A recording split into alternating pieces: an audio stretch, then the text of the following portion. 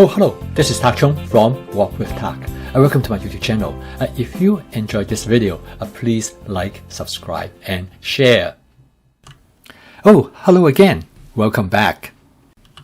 In this video, I would like to show you how to bake bread in my Cuisinart 14-inch stainless steel wok. This is an example of developing a template.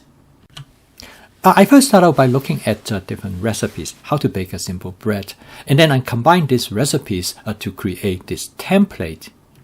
This video is also a demonstration of the versatility of a wok. By choosing the right wok, you can do many different things with it.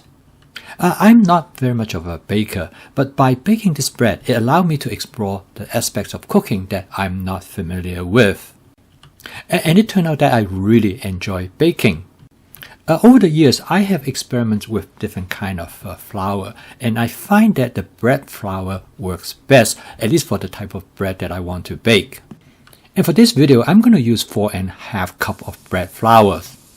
I use about 1 teaspoon of salt. I then use about 3 tablespoons of sugar. I vary the amount of sugar and salt in different batches, basically to experiment the flavor that I think I would like best. I then use approximately 3 tablespoons of instant dry yeast. I'm going to crack 3 eggs into 2 cups of hot water, about hot enough that you can touch. Again, I vary the amount of egg depending on how I want the crumb. And I will say more about that later in the video. I'm going to mix up the dry contents before I add the fluid. I'm going to add the fluid a little bit at a time while I'm mixing the content. For this template, this is an important part of the process. My goal is to incorporate the fluid a little bit at a time with the flour. As I'm creating the dough, the consistency is critical in the outcome of the bread. If the dough is too dry, it will not rise properly. However, if the dough is too wet, then it is difficult to form. What I'm trying to do here is that to make sure most of the flour are being incorporated. And to me, this is the reason why you only add a little bit of fluid at a time, because it is easier for you to observe. At the end, I find that the best consistency is that you incorporate most of the flour with only a little bit dry flour left. And next, I'm going to insert the bowl into my KitchenAid 6-quart lift bowl mixer. The amount of dough that I'm using is probably the maximum that this mixer could handle. I find that one way to tell that the consistency of the dough is about right is that when the dough is wet enough that it can be knit readily by the mixer, but it is dry enough that it do not leave any dough at the side of the bowl. I knit the dough for about 10 minutes, and now it is ready for me to form them. After I form the dough into a big ball, I divide them into half. And then I divide them into quarters. The consistency of the dough for today actually is really good, but it not always turn out exactly the same. This is probably the greatest challenge of baking because there are a lot of variables. And therefore, when I develop my template, I always taking those variables into consideration. My bread does not come out exactly the same each time, but to me, this is the fun part, as I'm always looking for opportunity in improvement.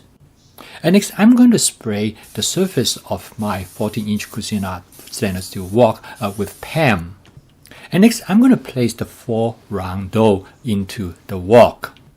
I discovered that by forming them into different dough, it allows the bread to be baked more evenly. I'm going to proof my dough in the oven, which has actually a proof setting.